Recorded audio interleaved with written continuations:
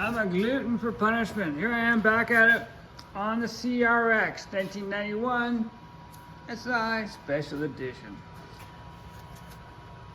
The solenoid is not powering the starter. Clicks, engages the motor, the gear, but does not spin the motor. So I've got a new solenoid. I already need a new starter, but until the starter gets here, I want to continue diagnosing to see if I can get this thing started and running. So let's get some lights on there, some lights up here, and get the solenoid swapped over and see if that helps. Now I did get the starter to work last episode, but it was intermittently. It would work sometimes yes, sometimes not. So I think there's a copper, I don't know, I'll take it apart once I get it changed out.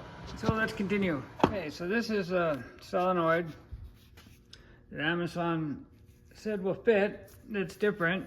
Now I could probably try and take it apart this way, see how it's crushed in there, and take that one apart. But I have a new starter coming next week anyway. So I'm going to, of course, this is broken. Where's the piece of wire? I just had the piece of wire. The little doohickey thing here snapped off. There was a little loop that goes on there. It broke off. And of course I thought I had some here, but these are too small. So it looks like I'm gonna have to go to a store and get something that connects that to there, and a battery clamp that goes on there with that to connect to the battery. This one's pretty hurting anyway, so I could probably use that. So it looks like a zip to the parts store. On your mark, get set, go. So I got the starter all back together. I put a new lead on it. I greased everything inside, sanded it. We're gonna ground this out here. And I got the positive off the positive side of the cable, and we're gonna touch this to the solenoid and see if this sticks out and spins now. Before it wasn't spitting out. Wow, that's got a lot of torque.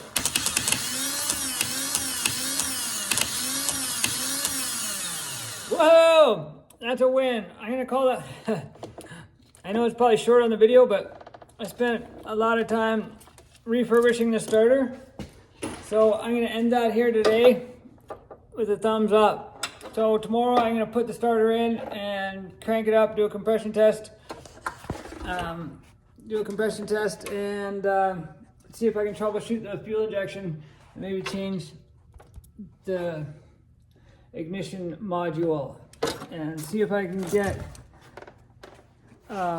injector pulse and then get the sucker to fire up. I want this thing to start. Okay, it's the next day and I'm really impressed with the torque for this starter. I think this new cable really helped a lot, and cleaning up all the contacts on there. So I'm not going to bore you with me I put a new contact on here too. It goes to the power supply. I'm not going to bore you with installing the starter. It's a bit of a bitch to do. It goes underneath here. So I'm going to get that put back in and then let's do some more troubleshooting. I'm going to do a compression test. See if I can get the fuel injectors to pulse.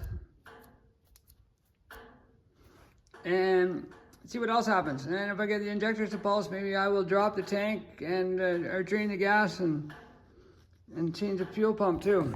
Well, let's get at her.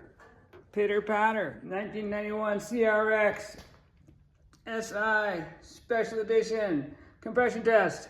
Cylinder number 1.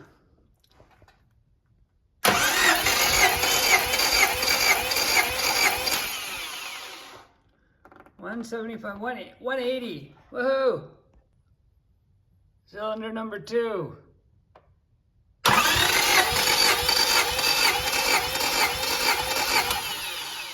About the same. 175. Cylinder number 3. Uh-oh. double check to make sure that's in there properly. Cylinder number 4. Okay, I think I'm gonna check number 3 again, make sure I didn't have that thing cross-threaded or something. Okay, here's a redo on number 3.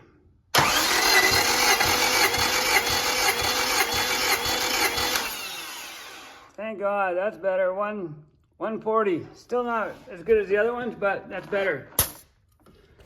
Okay, next step. Let's put some spark plugs in and see if we've got injector pulse. Okay, I'm getting spark. I'm getting fuel. My ECU doesn't have any codes. I checked the ODV one to see.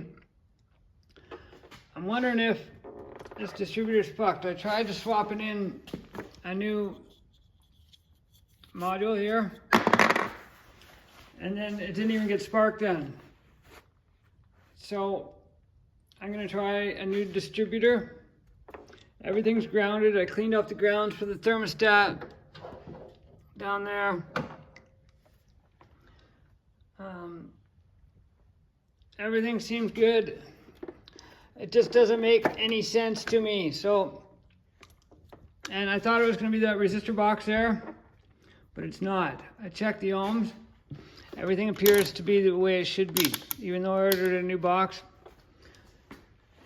So if I'm going to keep throwing parts at it, I'm going to throw a new distributor at it and see what happens there. And then after that, I'm going to pull some more hair out.